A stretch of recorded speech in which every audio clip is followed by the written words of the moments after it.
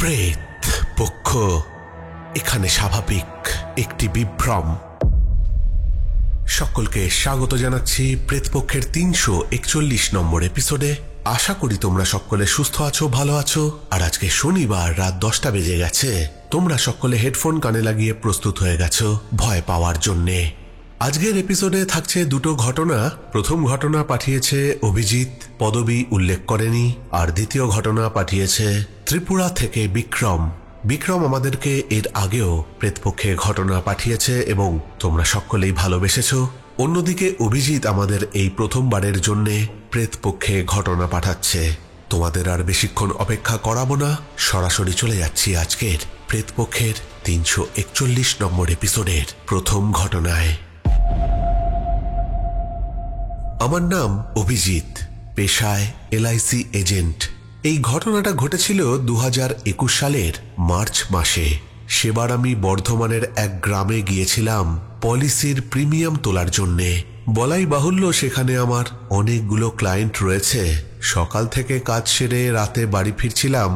আমার গাড়িটা মেরামতের জন্যে গ্যারেজে ছেড়ে দিয়ে অটোতে আসছিলাম। অটো থেকে নেমে বাড়ি পৌঁছাতে প্রায় 1 কিলোমিটার পথ হাঁটতে হবে। চারপাশে ফাঁকা মাঠ, দুপাশে শ্মশানঘাট আর সাইডে বটগাছের সারি। বেশিরভাগ দিনই গাড়ি নিয়ে ফিরি এই রাস্তায়, আমার তেমন ভাবে হাঁটা হয় না। রাত তখন 11টা বাজে, চারিদিক নিঝুম। হঠাৎ দেখতে পেলাম শ্মশানের ভেতর থেকে 5-6 জন লোক বেরোচ্ছে। প্রথমে ভাবলাম কারোর অন্ত্যেষ্টিক্রিয়া ছিল নাকি, কিন্তু খেয়াল করলাম তাদের কাঁধে একটা শবের খাটিয়া। সব দেহ ঢাকা আছে সাদা কাপড়ে। সব দেহ নিয়ে যাচ্ছিল তারা, কিন্তু তারা শ্মশান থেকে বেরিয়ে যাচ্ছে কেন? লক্ষ্য করলাম তাদের পেছনে পেছনে আসছিল এক মহিলা। প্রচন্ড কান্না করতে করতে আসছিল সে। আমি রাস্তার ধারে দাঁড়িয়ে গেলাম। সেই সময় চোখে পড়ল শবের পায়ের দিকের কাপড়ের ওপর চাঁদের আলো পড়েছে। আর তাতেই স্পষ্ট দেখতে পেলাম মরা মানুষের পায়ের ছায়া।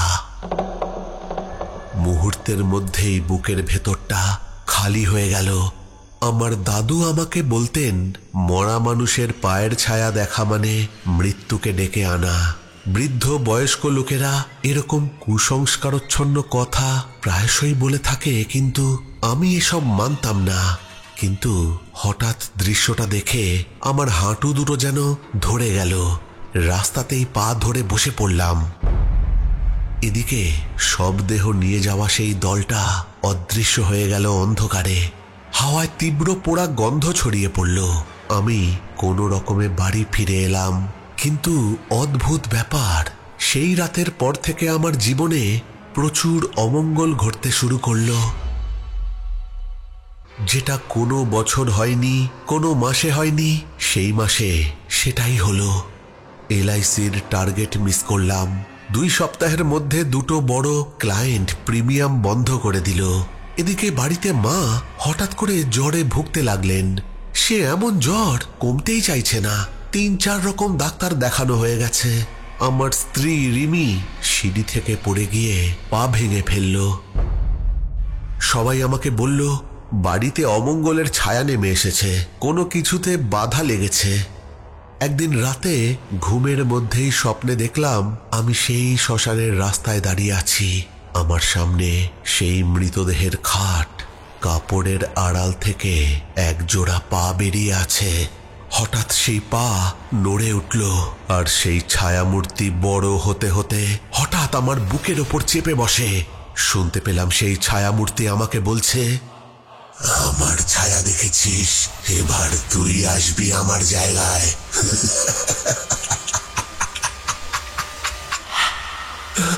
আমার ছ্যাত করে ঘুমটা ভেঙে যায়। আমি ধরফর করে উঠে বসি। আমার যেন দম আটকে গেছে, গলা শুকিয়ে কাঠ। পাশে শুয়ে থাকা রিমি টের পেয়ে জিজ্ঞাসা করলো, কি হয়েছে? আমি কোনো উত্তর দিতে পারিনি। আমাদের এলাকার কালী মন্দিরের এক সাধক ব্রজকিশোর বাবু আমার খুব পরিচিত ছিলেন। আমি তার কাছে গিয়ে সমস্ত কথা জানাই। তিনি আমাকে বললেন, শবের পায়ার ছায়া মানে মৃত্যুর ছায়া। যারা এই ছায়া দেখে তাদের প্রাণশক্তি ক্ষয় হতে থাকে। এক যজ্ঞ করতে হবে। আজ রাতেই যজ্ঞ করব আমি। বলে তিনি মুখে বিড়বিড় করে জপ করতে করতে আমার কপালে একটি তিলক লাগিয়ে দিলেন। রাত 12টার সময় আমি ব্রজকিশোর বাবুর কাছে গিয়ে পৌঁছাই। তিনি যজ্ঞ করবেন মন্দির চত্বরে। নানান রকম উপকরণ তিনি নিজেই নিয়ে এসেছেন। নিম গাছের ডাল, লবণ, সর্ষে, সিঁদুর, গঙ্গাজল। তারপর তিনি এক মন্ত্রপুত চূর্ণ দিয়ে বৃত্ত আঁকলেন। তান্ত্রিক বাবাজি মন্ত্র পড়ছিলেন। আবহাওয়া একেবারে স্তব্ধ। আমাকে তান্ত্রিক বাবাজি যজ্ঞের আগুনের দিকে এক দৃষ্টে মনোনিবেশ করতে বললেন। আর কিছু মুহূর্ত পর আমাকে জিজ্ঞাসা করলেন, তুমি কিছু দেখতে পাচ্ছ? সত্যি আমি আগুনের মধ্যেই দেখতে পেলাম সেই সব দেহের পা। ধীরে ধীরে পা দুটি মিলিয়ে গেল আগুনের শিখায়। তান্ত্রিক বাবাজি বললেন, মুখে কিছু বলবে না, মাথা নেড়ে জানাও। আমি মাথা নেড়ে তাকে জানালাম, হ্যাঁ আমি দেখতে পেয়েছি, কিন্তু কি দেখতে পেয়েছি তাকে বলতে পারলাম না। প্রশ্নসূচক দৃষ্টিতে তার দিকে তাকিয়ে থাকলাম। আর তখনই ব্রজকিশোর বাবু বলে উঠলেন, বুঝেছি তুমি কি দেখেছ। অমঙ্গল কেটে গেছে।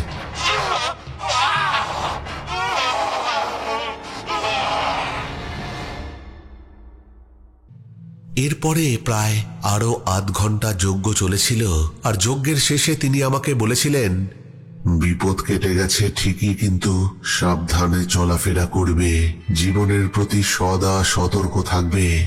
মৃত্যুর ছায়া থেকে মুক্তি পেলেও মৃত্যুর থেকে মুক্তি পাওয়া অত সহজ নয়। সেই দিন থেকে আজ পর্যন্ত আমি খুবই সাবধানে জীবনযাপন করি। আমার গাড়ি চালানো মানা হয়ে গিয়েছিল, কারণ আমার নাকি মৃত্যুর ঝুঁকি আছে। আজও শ্মশান পাশ দিয়ে যাবার সময় আমি মাথা নিচু করে থাকি, কারণ মরা মানুষের পায়ের ছায়া কখন কার জীবনে অমঙ্গল বয়ে আনবে তা কেউ জানে না। প্রেত পক্ষ এখানে স্বাভাবিক একটি বিভ্রম। অদ্ভুত একটা ঘটনা কিন্তু শুনলাম। সত্যি কথা বলতে এই ঘটনা থেকে যেটা জানলাম সেটা ভারী অদ্ভুত ব্যাপার। অনেকে মনে করবে কুসংস্কার, মনে করতেই পারে, সেটাই স্বাভাবিক। কিন্তু এইসব মানা না মানার পেছনেও অনেক কিছু জিনিস থেকে যায় যেটা আমাদের কল্পনার অতীত। প্রাচীন শাস্ত্র ও লোকবিশ্বাস অনুযায়ী হিন্দু শাস্ত্র মতে মৃতদেহ অশুচি। মৃতের সঙ্গে থাকা, তার ছায়া পড়া বা পায়ের ছায়া দেখা অশুভ। আবার তান্ত্রিক ব্যাখ্যা যদি তোমরা জানতে চাও, তান্ত্রিকেরা বলেন যে শবের ছায়ায় যমের করাল ছায়া থাকে, যা জীবিতের প্রাণশক্তি শুষে নেয়। মৃত্যুর দৃশ্য মানেই মানুষের মনে ভয় ও দুঃখের প্রতিফলন। পায়ের ছায়া দেখা মানে মনের অশান্তি ও অস্থিরতা। তবে প্রেতপক্ষের ঘটনা শুধুমাত্র তোমরা মনোরঞ্জনের জন্যই শুনবে। আমাদের এই ঘটনার মাধ্যমে কোনো রকম কুসংস্কার আমরা ছড়াই না, যেটা তোমরা খুব ভালোভাবেই জানো। আর তোমরাও যদি আমাকে ঘটনা পাঠাতে চাও তাহলে পাঠিয়ে দিতে পারো আমাদের প্রেতপক্ষের অফিসিয়াল ইমেল আইডিতে pretpokho@gmail.com। ঘটনা পাঠাতে পারো আমাদের প্রেতপক্ষের ফেসবুক পেজ ইনবক্সে। আর সব থেকে সহজ উপায় হচ্ছে হোয়াটসঅ্যাপ করা। হোয়াটসঅ্যাপ নাম্বার হচ্ছে 9432129921। এখানে তোমরা ঘটনা টেক্সট বা ভয়েস করে পাঠিয়ে দিতে পারো। তবে হ্যাঁ, ঘটনা পাঠাবার আগে একটা জিনিসই দেখে নেবে যে সেই সব ঘটনা যেন অন্য কোনো সোশ্যাল মিডিয়া প্ল্যাটফর্ম থেকে তুলে নেওয়া বা কপি করে নেওয়া ঘটনা যেন না পাঠিয়ে দাও। কেননা কপিড কন্টেন্ট শোনালে কপিরাইট ক্লেম আসবে, আর কপিরাইট ক্লেম এলে আমাকে সেই ভিডিও বা সেই এপিসোড ডিলিট করে দিতে হবে। তোমাদের হয়তো মনে আছে আমি বিগত কোনো একটা এপিসোডে বুড়ারি কেস নিয়ে তোমাদের সাথে আলোচনা করেছিলাম। আসলে তোমাদের মধ্যে অনেকেই আমাকে হোয়াটসঅ্যাপ করে জানিয়েছিল যে এই বুড়ারি কেস আসলে কি, এর পেছনের রহস্যটাও বা কি, সেটা নিয়ে আমার একটা নিজস্ব মতামত বা একটা এক্সপ্লেনেশন তোমরা জানতে চেয়েছিলে। কেননা এই বুড়ারি কেসের পেছনেও রয়েছে একটা অদ্ভুত ভৌতিক ঘটনা বা একটা এন্টিটির উপস্থিতি, যেটা কিনা পুরো দেশের হাড় হিম করে দিয়েছিল। আর আজ তোমাদের সাথে একটা এন্টিটিকে নিয়ে আলোচনা করব, এবং সেটা করব এই কারণে তোমাদের মধ্যে অনেকেই জানতে চেয়েছো এই ব্যাপারটা নিয়ে। তোমরা অনেকেই জানো বা হয়তো দেখেওছো সিনেমাটা দ্য নান। এই নান ঘটনার পেছনে রয়েছে একটা অদ্ভুত ঘটনা। ঘটনাটা হচ্ছে বর্লি চার্চকে কেন্দ্র করে। ইংল্যান্ডের সবচেয়ে ভুতুরে এই চার্চ, এবং এই চার্চ অবস্থিত ইংল্যান্ডের পূর্বাঞ্চলের এসেক্স কাউন্টির একটা ছোট্ট গ্রামে, যার নাম বর্লি বা বর্লি। এখানে দাঁড়িয়ে আছে একটা প্রাচীন চার্চ। পুরো নাম হচ্ছে Borley church of Saint Mary the Virgin. দেখতে সাধারণ একটা গ্রামীণ চার্চ হলেও এর গায়ে বলতে পারো লেপ্টে আছে অসংখ্য রহস্য, অজানা ছায়ামূর্তি আর ভয়ঙ্কর ইতিহাস। আর এই চার্চের পাশেই আছে বর্লি রেক্টরি। একসময় ইংল্যান্ডের সবচেয়ে ভৌতিক বাড়ি হিসেবে পরিচিত ছিল এই বর্লি রেক্টরি। রেক্টরি এখন আর নেই। 1939 সালে এক ভয়ঙ্কর অগ্নিকাণ্ডে ধ্বংস হয়ে যায়, কিন্তু চার্চ এখনো টিকে আছে। আর এর ভেতরে ও আশেপাশে এখনো মানুষ অলৌকিক ঘটনার সাক্ষী হয়ে থাকে। বর্লি চার্চকে ঘিরে ভৌতিক ঘটনার এত বিশদ নথি পাওয়া যায় যে এটিকে প্রায়শই বলা হয় the most haunted church in England. একে কেন্দ্র করে ছড়িয়ে আছে নানান রকম কিংবদন্তি, শত শত সাক্ষীর বয়ান, এমনকি গোয়েন্দা তদন্তের মতো করে লিখে যাওয়া ডায়েরি। এই বর্লি চার্চ সম্বন্ধে জানতে গেলে বর্লি গ্রামের অতীতটাও জানতে হবে। বর্লি গ্রামটির অবস্থান খুবই শান্ত, সবুজে ঘেরা এক নির্জন প্রান্তরে। চারিদিক জুড়ে কৃষি জমি, গাছপালা আর পুরনো ইংরেজ গ্রামীণ পরিবেশ। গ্রামের মাঝখানেই দাঁড়িয়ে আছে এই চার্চটি, যা একাদশ শতক থেকে দাঁড়িয়ে আছে বলে ধারণা করা হয়। বর্লি গ্রামের মানুষজন সবসময় বিশ্বাস করত এখানে এক অদ্ভুত অন্ধকার ছায়া বা এন্টিটি বসবাস করে। বিশেষ করে রাতের বেলা চার্চের আশেপাশে গেলে অনেকেই অস্বস্তি অনুভব করতেন। কেউ বলতেন অদ্ভুত ঠান্ডা হাওয়া আসে, কেউ আবার দেখেছেন ঝলমলে ছায়ামূর্তি। 1863 সালে রেভারেন্ড হেনরি বুল, যিনি কিনা বর্লি রেক্টরির নির্মাণকর্তা, এবং সেটা তৈরি হয় একেবারে চার্চের পাশে। বিশাল আকারের বাড়ি, যেখানে প্রচুর পরিবার ও তাদের আত্মীয় স্বজনরা থাকতেন। সম্ভবত চার্চের সঙ্গে জড়িত লোকজনেরাই হবে। আর তখন থেকেই সেই ভৌতিক ঘটনার সূত্রপাত। বর্লির সবচেয়ে প্রচলিত ঘটনা হলো এক নানের আত্মাকে নিয়ে। শোনা যায় বহু শতাব্দী আগে বর্লি প্রায়রি নামে এক মঠে এক নান স্থানীয় এক সন্ন্যাসীর প্রেমে পড়ে যায়। তারা গোপনে পালানোর চেষ্টা করেছিল, কিন্তু ধরা পড়ে যায়। শাস্তি হিসেবে সন্ন্যাসীকে হত্যা করা হয় আর নানটিকে জীবন্ত দেওয়ালে কবর দিয়ে দেওয়া হয়। সেই থেকে নানটির আত্মা নাকি বর্লি চার্চ আর রেক্টরির চারপাশে ঘুরে বেড়ায়। অনেকেই রাতের বেলায় দেখেছেন সাদা পোশাক পরা এক মহিলার ছায়া, যিনি হাত জোর করে চার্চের বাগানে হাঁটছেন। কেউ কাছে গেলেই কর্পূরের মতো সেই ছায়ামূর্তি মিলিয়ে যায়। এবারে বলবো রেভারেন্ড বুলের পরিবারের অভিজ্ঞতা। বুল পরিবার নিজেরাই রেক্টরিতে ভৌতিক ঘটনার সাক্ষী হয়েছিলেন। প্রায়শই তারা শুনতেন অদ্ভুত পদচারণার শব্দ। জানলার বাইরে দেখা যেত সাদা পোশাকের এক নারীর ছায়া। অনেক সময় চার্চের বেল বাজতে শুরু করত, অথচ সেই বেলে কেউই টান দিত না। শিশুরা বলতো তারা বারবার সেই নানকে দেখেছে আর বাগানের একপাশে ঘোড়ার গাড়ির শব্দ শুনেছে। 1930-এর দশকে এখানে আসেন রেভারেন্ড লায়নেল ফস্টার এবং তার স্ত্রী মেরি অ্যান। তাদের সময় এই চার্চে ভৌতিক ঘটনার মাত্রা চরম সীমায় ওঠে। চার্চের দেওয়ালে হঠাৎ করেই লিখে যাওয়া হস্তাক্ষর দেখা যেত। অনেক সময় এই বার্তা থাকত মেরি অ্যানের জন্যে।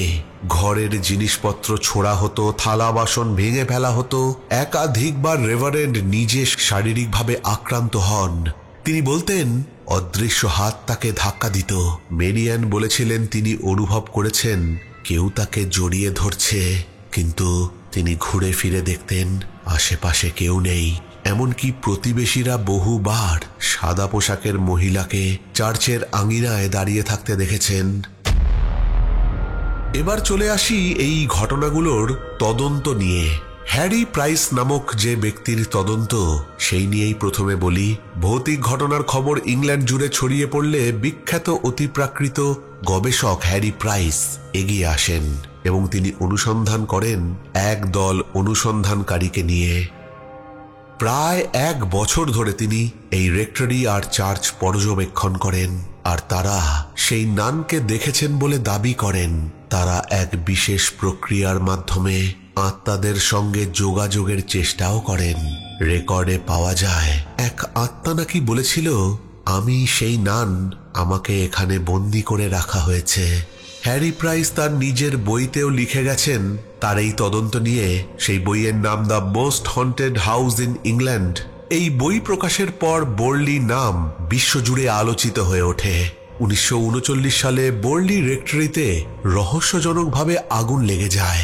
পুরো বাড়ি ভস্মীভূত হয়ে যায়, কিন্তু আগুনের ভেতরেও বহু মানুষ দেখেছেন জানলায় দাঁড়িয়ে থাকা নানের ছায়া।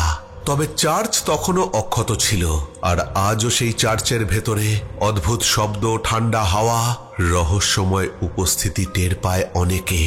আজকের দিনেও যারা বোরলি চার্চ ভ্রমণে যান, অনেকেই জানান চার্চে ঢুকতেই হঠাৎ তীব্র ঠান্ডা অনুভূত হয়। তবে এখানে আমি বলবো যে আমিও আজ পর্যন্ত যে কটা চার্চে গেছি, সেই চার্চে ঢুকতেই এরকমই এক তীব্র ঠান্ডার অনুভূতি আমারও হয়েছে।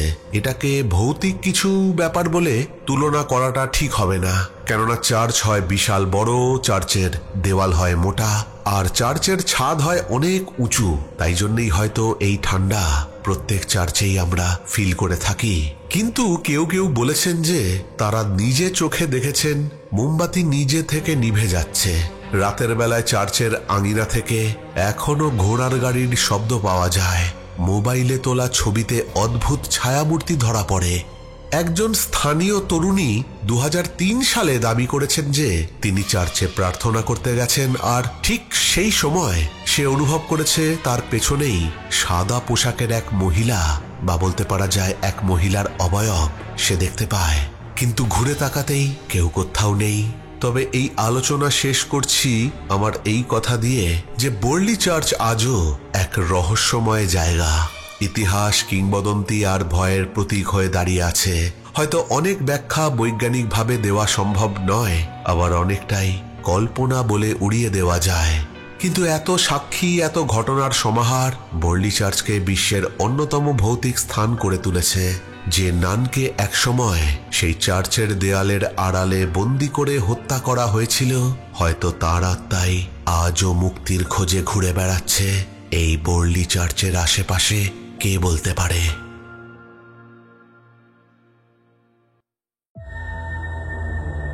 প্রেত পক্ষ এখানে স্বাভাবিক একটি বিভ্রম। চলে যাব আজকের দ্বিতীয় ঘটনায়। দ্বিতীয় ঘটনা পাঠিয়েছে ত্রিপুরা থেকে বিক্রম। ঘটনার শীর্ষক সে দিয়েছে মাথা কাটা ভূতের কাহিনী, কামরাঙা টিলার অভিশাপ। বিক্রম লিখেছে, হ্যালো রাজদা, প্রথমেই তোমাকে আমার প্রণাম জানাই। আমি বিক্রম ত্রিপুরা আগরতলা থেকে লিখছি। আজ আমি তোমাকে শোনাতে চলেছি আমাদের পুরনো গ্রামের এক সত্যি ঘটনা। আমাদের গ্রাম এই কামরাঙা টিলা লাগোয়া, চারপাশের জঙ্গলে ঘেরা। এই ঘটনাটা আমি আমার দাদুর মুখে শুনেছি, আর বিশ্বাস করো রাজদা, এটাই আমার জীবনের সবচেয়ে ভয়ঙ্কর শোনা ঘটনা। তাহলে ঘটনা শুরু করছি। আমার দাদু আর তার 3 বন্ধু ইন্দ্রজিৎ, পরম আর রামু লণ্ঠন হাতে গভীর জঙ্গলে বন মুরগি শিকার করতে বেরিয়েছিলেন। যেই রাতের কথা এখানে বলছি, একেবারে মিশমিশে কালো অন্ধকার রাত। কোনো আওয়াজ শোনা যাচ্ছে না, শুধু ঝিঝি পোকার ডাক, দূরে কুকুরের ঘেউ ঘেউ করার শব্দ, আর জঙ্গলের ভেতর থেকে বেরিয়ে আসা ঠান্ডা বাতাসের হাহাকার। জঙ্গলের যত ভেতরে দাদুরা ঢুকতে থাকলো, অদ্ভুত একটা ঠান্ডা বাতাস যেন তাদের শরীর স্পর্শ করে যেতে লাগলো। চারপাশের গাছের ডালপালা যেন জীবন্ত, হাওয়ায় কেঁপে কেঁপে ভয় দেখাচ্ছে। প্রথম দিকে সব ঠিকই চলছিল, হঠাৎ চারপাশ একেবারে থমথমে হয়ে যায়, একেবারে নীরব। শুধু তারা তাদের পায়ের শব্দ শুনতে পেল। তারা 4 জনেই এক জায়গায় দাঁড়িয়ে পড়তে তারা শুকনো পাতার খসখস শব্দ শুনতে পায়। কেউ যেন তাদের পিছু নিয়েছে। তারা 4 জনেই তাদের পেছন থেকে এক দীর্ঘশ্বাসের শব্দ শুনতে পেল। আর তারপর শুনতে পেল এক বিকট কণ্ঠস্বর, আমার মাথা ফেরত দাও। ইন্দ্রজিৎ কাঁপা গলায় বলে উঠল, কে কে কে? পেছনে তাকিও না, চলো চলো চলো চলো, ফিরে যাই। রামু চিৎকার করে সকলকে বলল, দৌড়াও। এদিকে পরম স্থির ও কণ্ঠহীন হয়ে আমার দাদুর দিকে তাকিয়েছিল। তারা পেছন দিকে তাকাতেই দেখতে পেল এক বিশাল অবয়ব। এত বড় অবয়ব কোনো মানুষের হতে পারে কি? কিন্তু স্পষ্টভাবে দেখতে তারা বুঝতে পারল সেই অবয়বের মাথা নেই, কিন্তু বুকের মাঝখানে দুটো লাল আগুনের মতো গোলা, মনে হচ্ছে যেন দুটো জ্বলন্ত চোখ। সেই অবয়বটি আবার কর্কশ কণ্ঠে চিৎকার করে উঠল, আমার মাথা ফেরত দাও। তারপর সেই অবয়ব ধীরে ধীরে এগোতে থাকে আমার দাদুদের দিকে। চারপাশে যেন ঝড় উঠেছে। চারিদিকের বাতাসে একটা ফিসফিসানির মতো আওয়াজ, যা শোনার সঙ্গে সঙ্গে বুক কেঁপে ওঠে। দাদুরা চারজনেই দেখতে পেল সেই অবয়বের বুকে লাল চোখগুলো আরো আরো উজ্জ্বল হয়ে উঠছে। রামু হঠাৎ পালাতে গিয়ে হোঁচট খেয়ে পড়ল আর চিৎকার করে বলল, ও আমার গায়ে হাত দিল, বরফের মতো ঠান্ডা। দাদু, ইন্দ্রজিৎ ও পরম তাকে টেনে নিয়ে ছুটল গ্রামের দিকে। সেই মাথা কাটা অবয়ব তাদের গ্রামের সীমান্ত অবধি তাড়া করেছিল। তারপর সেই অবয়ব রাতের কুয়াশার মধ্যে অদৃশ্য হয়ে যায়। সকাল হতে তারা চারজন গ্রামের লোকেদের সমস্ত কথা জানায়। গ্রামের লোকেরা সেই দিন তাদেরকে যা বলেছিল সেই কথা তারা আজও বলে। পূর্ণিমা বা অমাবস্যার গভীর রাতে কামরাঙা টিলার ভেতর থেকে ভয়ালো কান্নার আওয়াজ ভেসে আসে। মনে হয় কেউ বুক ফাটিয়ে কাঁদছে। কেউ কেউ দেখেছে সেই মাথাহীন অবয়ব, বুকে লাল চোখ, বিভৎস দৈত্যাকৃতি চেহারা নিয়ে জঙ্গলের মধ্যে দাঁড়িয়ে আছে। যে দৃশ্য সেই রাতে আমার দাদু এবং তার 3 বন্ধু দেখেছিল। তো এই ছিল আমার জীবনের সবচেয়ে ভয়ঙ্কর ঘটনা। যদি তুমি পড়ে শোনাও তাহলে আমার খুব ভালো লাগবে। প্রেতপক্ষ পরিবারের সকল শ্রোতা এবং রাজদা, তোমাকে অনেক অনেক ভালোবাসা।